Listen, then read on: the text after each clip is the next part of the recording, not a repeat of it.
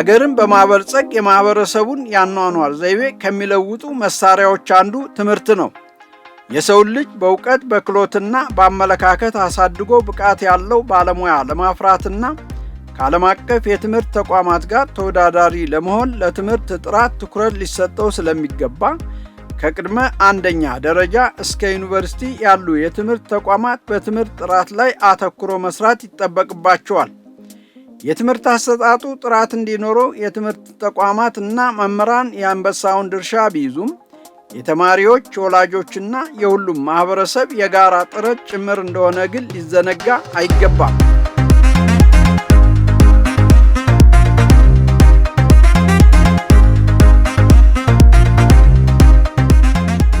የትምህርት አሰጣጡ በዓለም አቀፍ ደረጃ ተወዳዳሪ እንዲሆን ለአጠቃላይ ትምህርት፣ ለቴክኒክና ሙያ ተቋማትና ለዩኒቨርሲቲዎች ዕውቅና መስጠት፣ የጥራት ኦዲት ማድረግ፣ የትምህርት ጥራትን መከታተልና መቆጣጠር የኢትዮጵያ ፌዴራላዊ ዲሞክራሲያዊ ሪፐብሊክ የትምህርትና ስልጠና ባለስልጣን ኃላፊነት ነው።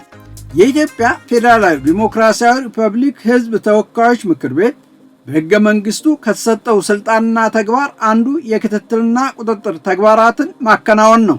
በምክር ቤቱ ከሚገኙ ቋሚ ኮሚቴዎች መካከል የሰው ሀብት ልማት ሥራ ስምሪትና ቴክኖሎጂ ጉዳዮች ቋሚ ኮሚቴ ትምህርት ነክ ጉዳዮችን እንደሚከታተል ይታወቃል። በዛሬው ዝግጅታችን ከኢትዮጵያ ፌዴራላዊ ዲሞክራሲያዊ ሪፐብሊክ የትምህርትና ስልጠና ባለስልጣን ዋና ዳይሬክተር ከዶክተር አህመድ አብተው ጋር ያደረግነውን ቆይታ ይዘንላችሁ ቀርበናል። ተከታተሉን።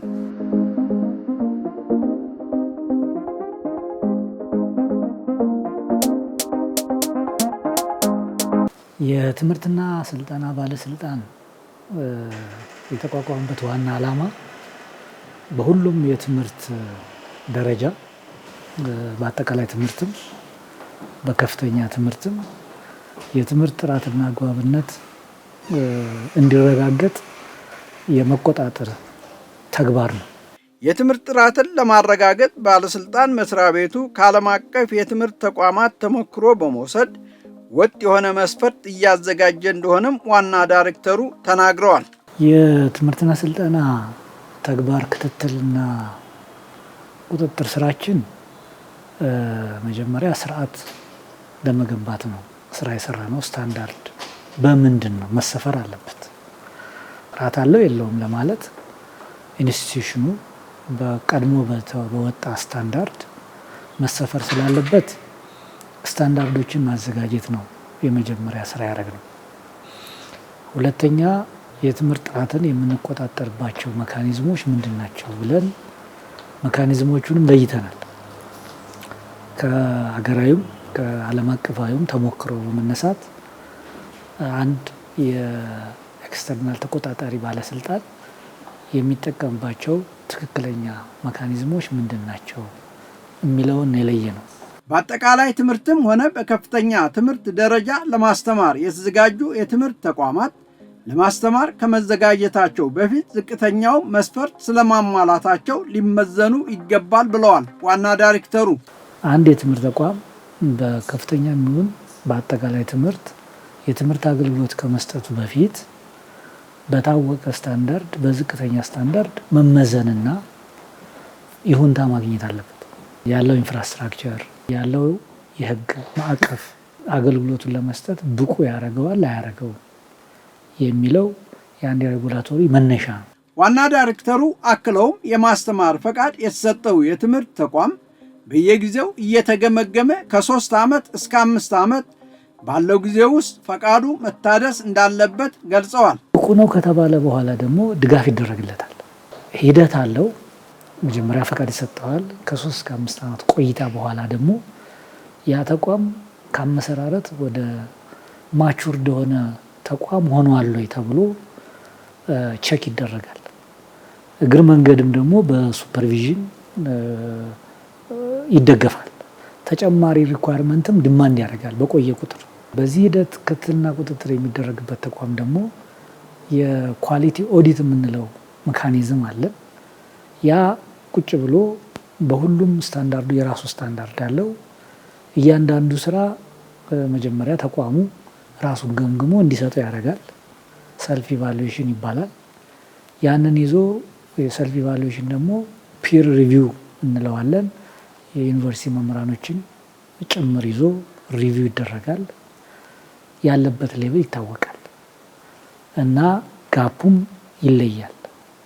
ያ ጋፕ ከተለየ በኋላ የጋራ የኢንሃንስመንት ፕላን ነው የሚባለው። ያንን እቅድ በጋራ ያወጣሉ። ግቡን በደንብ ሴት አድርገው አድቫንስ መሄድ አለብኝ ካለ አድቫንስ ግብ ተቀምጦ አድቫንስ ለመድረስ አሁን ያሉ ጋፖች እንዴት ይሞላሉ የሚለው በዝርዝር ይታቀዳል። በዚህ በኦዲት ይታገዛል። ዩኒቨርሲቲዎች የሚፈለግባቸውን መስፈርት አሟልተው ደረጃቸውን ማሳደግ ሲፈልጉ የትምህርትና ስልጠና ባለስልጣን ገምግሞ እውቅና ስለሚሰጣቸው ከዓለም አቀፍ የትምህርት ተቋማት ጋር በትብብር ለመስራት እድል ያገኛሉ ብለዋል ዋና ዳይሬክተሩ። ዩኒቨርሲቲዎች በሶስት መሰረታዊ ነገር ነው ኢንጌጅ የሚያደርጉት። መጀመሪያ የመማር ማስተማር ሂደቱ ነው። ያ አውቶፑቱ ብቻ ሳይሆን ኢምፓክቱ ይታያል። አስተምረው ያወጧቸው ተማሪዎች የት ላይ ነው ያሉት? ቀጣሪዎቻቸው ምን ይላል? ህብረተሰቡ አትላርጅ ምን ይላል? ውጤታማ ናቸው ወይ ክሬቲቭ ናቸው ወይ የሚለውን ይገመግማል። ተቋሙም እንዲገመግም ያስገድደዋል። አልሙኒ የሚሉት አንዱ ይሄን ነው። ሁለተኛ የምርምር ውጤታቸው የሃየር ኤዱኬሽን ሁለተኛና ትልቁ ስራው የሀገር ችግርን በምርምር መፍታት ነው። የምርምር ውጤታቸው ምን ያህል ችግር ፈቺ ነው፣ ምን ያህልስ ወደ ተግባር ተቀይሯል፣ ምን ያህልስ የህብረተሰቡን ችግር ፈቷል የሚለውም እንደዚሁ ይታያል። ሶስተኛና ዋናው ደግሞ ዩኒቨርሲቲዎቹ ባሉበት አካባቢ ቁልፍ የሆነውን የህብረተሰቡን ችግር ለኮሚኒቲው አገልግሎት እየሰጡ ነው ወይ? አገልግሎት ማለት በምርምር መደገፍ፣ ችግራቸውን መፍታት፣ የተጨበጠ ችግር መፍቻ እውቀት ማጋራት እና አካባቢ እነሱ ባሉበት አካባቢ ያለውን ህብረተሰብ ማገልገል ነው። በዚህ ሂደት የተሻልኩ ሰርቻለሁ ብሎ የሚያቀርብና እውቅና ሊሰጠኝ ይገባል፣ አክሬዲቴድ ለሆነ ይገባል ብሎ የሚያመለክት ዩኒቨርሲቲ ኢንዲፔንደንት የሆነ ካውንስል አለ። ከዩኒቨርሲቲ የተውጣጡ አክሬዲተርስ ናቸው የሚመረምሩት፣ ሪቪው የሚያደርጉት፣ በአካልም ይታያል። ይህን ሁሉ ፕሮሰስ አልፎ እውነት ከሆነ ያ ሪዋርድ ይደረጋል፣ ይሁን እውቅናው ይሰጠዋል። ይሄ ለሱ በዓለም አቀፍ ደረጃ ፓርትነር ለመፍጠር ኮኦፕሬት ለማድረግ አብሮ ሪሰርች ለመስራት የእሱ ተማሪዎች ሌላ ዩኒቨርሲቲ ውጭ ዩኒቨርሲቲ ሄደው ኤክስቼንጅ ኦፍ ስቱደንት የሚባል አለ። ያንን ለማስተማር ትልቅ እድል ይፈጥርለታል። በዚህ መሰረት አክሬዲሽን ደግሞ ዋናው ሜካኒዝማችን ነው።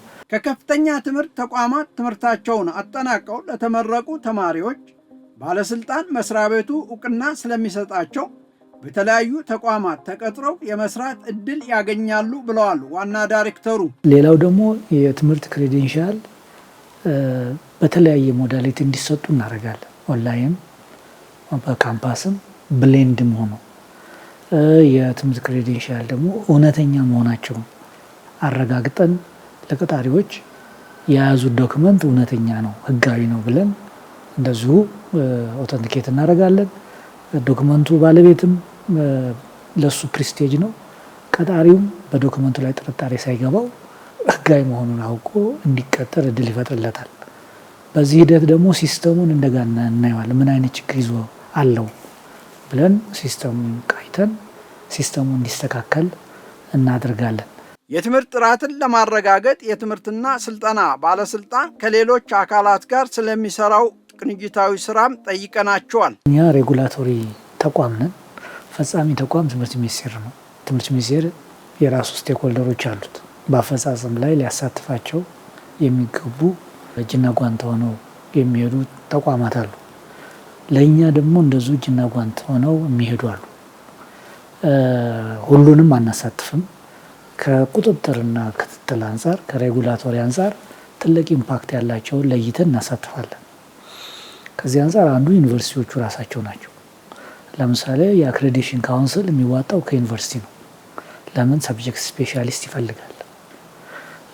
ስለዚህ አክሬዲተርስ ይመለመላሉ፣ ይሰለጥናሉ፣ ስለዚህ የአክሬዲቴሽን ስራ ይሰራሉ።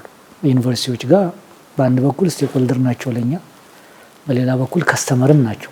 አገልግሎትም እንሰጣቸዋለን፣ ስቴክሆልደርም ናቸው። ዳብል ሮል ነው ያላቸው ዩኒቨርሲቲዎች።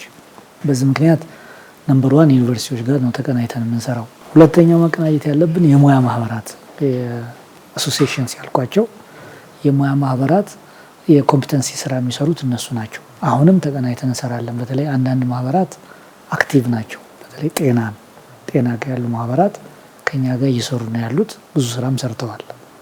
ሌሎች ማህበራትንም ወደዚህ ውስጥ ለማስገባት ጥረት እያደረግን ነው። ሶስተኛ የምርምር ተቋማት ናቸው። በዩኒቨርሲቲም በምርምርም ስቴክሆልደሮቻችን ናቸው። በተለይ ከኳሊቲ ጋር ተያይዞ ያሉ ጋፖችን በምርምር እንዲያረጋግጡ እናደርጋለን። በእኛ ሙያተኞች የተሰራ ስራም ቫሊዴት እንዲያደርጉት እንጋብዛለን። ሌሎች የምርምር ተቋማትም አሉ፣ ከዩኒቨርሲቲ ውጭ ያሉ የምርምር ተቋማት፣ እነሱም ጋር አብረን ነው የምንሰራው። በትምህርት ሚኒስቴር የተቀመጠውን የመግቢያ መስፈርት ሳያሟሉ በከፍተኛ ትምህርት ገብተው የተማሩ ተማሪዎች የተለያዩ አካላት የፈጠሩት ስህተት በመሆኑ ችግሩን ለመፍታት ጥረት እየተደረገ መሆኑንም ያብራራሉ። ሕግ ማክበር የዜጋ ግዴታ ነው። የተቆጣጣሪው አዌር በማድረግ ህብረተሰብን በማንቃት በማማከር ከዛም አልፎ እርምጃ በመውሰድ ሊሰራ ይችላል። ሁሉንም ግን ተቆጣጥሮ አይዘልቀው። ለዛም ነው እያንዳንዱ ዜጋ ሕግ የማክበር ካላከበረም ደግሞ አካውንተብል መሆን አለበት የሚባለውም ለዛ ነው። ይሁን እንጂ አንደኛ የእያንዳንዱ የአንድ ችግር የአንድ አካል ብቻ አይደለም፣ የብዙ ድምር ውጤት ነው። ያንን እኛ ከእውቀት ላይ ከክህሎት ጋር ኮምፕሮማይዝ ሳናደርግ መፍትሄ ልናደርግባቸው የምንችላቸው ነገሮች ምን አሉ የሚለውን አይተናል። ተቋማትንም በዛው ልክ ህጉ በሚፈቅደው ልክ ቀጥተናቸዋል። ለምሳሌ ዩኒቨርሲቲ ገብቶ መማር የማይገባው ሰው ገብቶ ተምሯል። አንዱ የመቁረጫ ነጥብ አሟልቶ የገባ ችግር የለውም። በሲኦሲ ሌቭል 4 ተመርቆ ሲኦሲ ሳይወስድ ዩኒቨርሲቲ ገብቶ የተመረቀ ተማሪ አለ። ይሄ አንደኛ ራሱም እንደዛ ማድረግ አልነበረበትም፣ ህግ ጥሷል። ሁለተኛ ዩኒቨርሲቲዎቹም ሲመዘግቡ አንተም የመግቢያ ነጥቡን አታሟላም ብለው መከልከል ነበረባቸው። ሶስተኛ በሲማር ሂደት በሱፐርቪዥን በቁጥጥር የኛ መስሪያ ቤት ደግሞ መከላከል ነበረበት። ሶስቱን ፌል አድርገዋል። ዋናው እንግዲህ ከህግ አተረጓጎም ካየ ነው የመጀመሪያ ተጠያቂ የሚሆነው ራሱ ባለቤቱ ነው። ህግ በማይፈቅድለት ሁኔታ ሌሎች ህግ አክብረው አልተማሩም፣ እሱ ህግ ጥሶ ተምሮ አድቫንቴጅ ማግኘት የለበትም እንደ ዜጋ ካየ ነው። ስለዚህ የመጀመሪያ ተጠያቂ የሚሆነው እሱ ነው። ሁለተኛ ተጠያቂ የሚሆነው ደግሞ ተቋማት ናቸው። ተቋማት ህግ መንግስት ያቀረበውን ህግ ሚስ አድርገው ለምን አስተማሩ? እነሱም የጥቅም ጉዳይ ነው። የልጁ ክፍያ ስላለው በተለይ የግሉ ከክፍያ ጋር የተያያዘ ነው። ይሄም ትክክል አይደለም፣ አካውንተብል መሆን አለባቸው። ተቋሙ በዛን ወቅት እንግዲህ ከአቅም ችግር ሊሆን ይችላል፣ ከመደራደርም ሊሆን ይችላል፣ አላቅም ያንን ይባለው የተራረግ ነው። በተለያዩ አካላት በተፈጸመ ስህተት መስፈርቱን ሳያሟሉ በዩኒቨርሲቲዎችና ኮሌጆች ተምረው የተመረቁ ተማሪዎችን ችግር ለመፍታት የኢትዮጵያ ፌዴራላዊ ዲሞክራሲያዊ ሪፐብሊክ ትምህርት ሚኒስቴር በሚያወጣው መመሪያ የማስተካከያ እርምጃ ሊወሰድ ይችላል ተብሎ እንደሚጠበቅ ጠቁመዋል። የአንድ ቀን ፈተና የሰውን መውቀት ስለማይመዝን ሲኦሲ ያልወሰዱ በተመረቁበት ደረጃ የኮምፒተንሲ ፈተና ተሰጥቷቸው እውቀቱ ካላቸው ኦተንቲኬት እናርግላቸው። ያንን ማለፍ ካልቻሉ ግን እውቀቱ የላቸው፣ ባዶ ሰርቲፊኬት ነው የተሰጣቸው። ምክንያቱም መጀመሪያውኑ እነዛ ሰዎች ኤሊጂብል አልነበሩ፣ ካፓሲቲ አልነበራቸው፣ በዲግሪ ደረጃ ለመማር ካፓሲቲ አልነበራቸውም። ቆይተውም ሲፈተሙ ከወደቁ እውቀቱም የላቸውም። እውቀቱ የሌለውን ሰርቲፋይ ልናደርገው አንችልም። ስለዚህ ሳታሟላ ገብተሃል ውድቅ ይሁንብህ ከምንል ቁጥሩም ብዙ ስለሆነ አንፌርነስም ህግ ያከበረው ህግ ከጣሰው ህግ ጣሰው ህግ ካከበረው ተጠቃሚም ሊሆን ነው። እንደ ይሄንን እንኳን ትተነው ግን ደግሞ እውቀቱ ያለው ከሆነ ለሀገርም ስለሚጠቅም እሱም ኢንቨስት ስላደረገበት እውቀቱ ተለክቶ ዲግሪ ከሆነ በዲግሪ ደረጃ በሰለጠነበት ሙያ ተገቢ የሆነ እውቀት መኖሩ ከተረጋገጠ ብናድስለት፣ ማስተርም ከሆነ እንደዙ በማስተር ሌቭል ተመዝኖ ካለፈ ቢታደስለት ለሀገርም ይጠቅማል፣ ለሱም ይጠቅማል። ምንም እንኳ ከሌሎች ጋር ህግ ካከበሩ ጋር ለየት ያለ ፕሪቪሌጅ ቢያገኝም ማንንም አይጎዳም ብለን የውሳኔ አስተያየት ለትምህርት ሚኒስቴር አቅርበናል። ያው ህግ የሚያወጣው ትምህርት ሚኒስቴር ስለሆነ መመሪያውን ያሻሽለዋል ብለን በተስፋ እየጠበቅን ነው። በመንግስት በተደረገ የስርዓተ ትምህርት ለውጥ የተማረ ማንኛውም ዜጋ በወቅቱ በነበረው የትምህርት ስርዓት ከተማረ ተቀባይነት ይኖረዋል ብለዋል ዋና ዳይሬክተሩ። እንዲህ አይነት መለዋወጦች ተቀባይነት አላቸው በመንግስት ከሆነ። ለምሳሌ 4 ዓመት የነበረው ይሄ ፕሪፓራቶሪ ሲጀመር ወደ 3 ዓመት ዝቅ ብሏል። ያ ተቀባይነት አለው። 3 ዓመት ተብሎ ሪጀክት አይደረግም። በኋላ እንደገና ወደ 12ኛ ክፍል ተቀይሮ ማትሪክ መልሶ ዩኒቨርሲቲውም 4 ዓመት ይሁን ተብሏል። እሱም በጊዜው በነበረው ህግ ነው እኛ ኢቫሉዌት የምናደርገው እንጂ አሁን የጸደቀ ህግ ወደ ኋላ ሄዶ አይሰራም። በዛ ሴፍ ናቸው። ግን በዛን ጊዜ በነበረው ህግ ክሬዲት አወር ያላሟሉ ተማሪዎች አሁን ናሽናል ኳሊፊኬሽን ፍሬምወርኩ ክሬዲት አኩሙሌት ማድረግ ፈቅዷል። ልክ እንደ ሌሎቹ ሀገሮች አንድ ተማሪ 140 ክሬዲት አወር ተምሮ 170 ነበር መማር ያለብህ ከተባለ አሁን ገብቶ 30ውን ክሬዲት አወር መማር ይችላል። ክሬዲት አኩሙሌት ማለት ያኛው አይወድቅበትም። የሚቀረው ምንድነው? ያልወሰዳቸውን ኮርሶች መውሰድ ነው። እነዛን ኮርሶች ይወስዳል፣ ወስዶ መማር ይችላል ማለት ነው። ህጉ ፈቅዶለታል እና አይባክንም። የግል የተዘጉት የቀራቸውን ክሬዲት አወር መንግስት ቤት ገብተው እንዲማሩ በፊት ዳይኮቶሚ ነገር ነበረ። አሁን ያንን እያጠፋን በመንግስትና በግል ዩኒቨርሲቲዎች መካከል ሌቭላቸውን እያሳደግን በኤክስቼንጅ እንዲያደርጉ ኮላቦሬት እንዲያደርጉ ሁለቱም ሃየር ኤዱኬሽን ናቸው።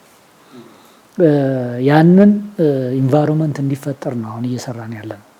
ስለዚህ በግል የጨረሰ ክሬዲት አወር ካላሟላ በመንግስት ገብቶ እንዲጨርስ እኛ እንፈቅድለታለን። ስራችንም ነው ይሄ። የናሽናል ኳሊፊኬሽን ደንቡም ይሄንን ይፈቅዳል። ክሬዲት አወር አኩሙሌት ማድረግ እንደሚችል ያስቀምጣል። ትምህርት ለኢኮኖሚ እድገት ብቻ ሳይሆን ለግል ኑሮም ጠቃሚ ስለሆነ ለትምህርት ጥራት ትኩረት መስጠት እንደሚገባ ዋና ዳይሬክተሩ አስገንዝበዋል። ትምህርት ለኢኮኖሚ እድገት ብቻ አይደለም። አሁን ዘመኑ ለመኖርም ትምህርት አስፈልጓል። ላይፋችን ዘመናዊ የሆነ ሞደርን እየሆነ ሲመጣ የምንገዛውን እቃ እንኳ ፕሪስክሪፕሽን በአግባቡ አንብበን ካልገዛን የሚታዘዝልን ዲስክሪፕሽን በአግባቡ አንብበን ካልተረዳን ህይወታችንን ኮስት ያደርገዋል። መሀይም ሆነን በዓለም ኮምፒት ልናደርግ አንችልም። የእውቀት ከሌለ መሀይም ነው። ሰርቲፊኬቱ መኖሩ አለመኖር አይደለም። ዋናው ሰው የተማረ ነው የሚባለው እውቀቱ ሲኖረው ነው፣ ሰርቲፊኬቱ አይደለም። ሀገራችን ላይ በአንድ ወቅት የትምህርት ማስረጃ ተፈላጊ ስለነበረ ሰው በምንም ይሁን በምን ሰርቲፊኬቱን ለማግኘት ነው ሄደው። ግን ሰርቲፊኬት ከተገኘ በኋላ ደግሞ የኮምፒተንሲ ምዘና አለ። አሁን ለምሳሌ ሲቪል ሰርቪስ ሪፎርሙ የብቃት የቴክኒካል ብቃትና በቢሄራል ብቃት እመዝናለሁ እያለ ነው አሁን ሲቪል ሰርቪስ ኮሚሽን። ይሄ እውቀትን ይፈልጋል።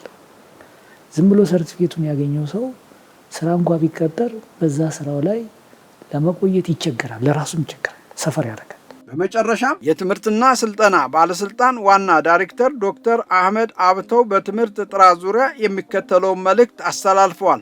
ልጆቻችንን ስናስተምራቸው እውቀቱ እንዲኖራቸው፣ እውቀቱ ኑሯቸው ኮምፒት አድርገው ላይፋቸውን የተሻለ ህይወት እንዲመሩ ነው እንጂ ከአንድ ክፍል ወደ አንድ ክፍል ብቻ መግባት ግብ አይደለም። ከሃየር ኤዱኬሽን ወደ ዩኒቨርሲቲ መግባት ግብ አይደለም። ዋናው ግቡ በየደረጃው ማግኘት የሚገባውን እውቀት አግኝቷል ወይ? አንዳንድ ተማሪዎችን እኮ ስናወዳደራቸው ዩኒቨርሲቲ ከተመረቁት ይልቅ ሃይስኩል የተመረቁ ልጆች እውቀት የተሻለ ሆኖ እናያለን።